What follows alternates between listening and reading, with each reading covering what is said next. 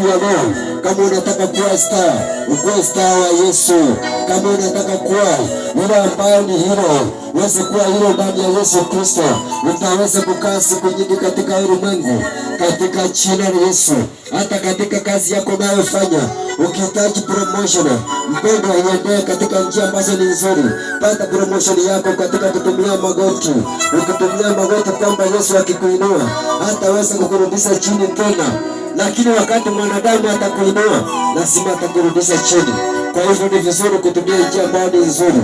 Ni vizuri kutumia neno la Bwana. Hii njia ya mbinguni ni nyembamba, mpendwa. Lazima utunyime mambo ambayo ni mengi. Lazima utembee ukienda katika hiyo mstari ambao unaambiwa jioni ya leo, katika jina la Yesu. Huyu mwana mpotevu akafikia mahali akasema kwamba sasa wacha nijirudie jioni ya leo. Mpendwa, jirudie jioni ya leo. Kumbuka vile uliweza kuwa mwimbaji ambaye ni mzuri.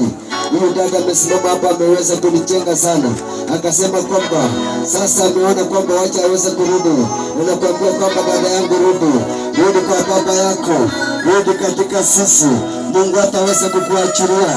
Baba yangu ataweza kuwa pamoja nawe katika jina la Yesu. Na kuanzia siku ya leo utaona maisha yako kibadilika. Utaona turn around katika maisha yako katika jina la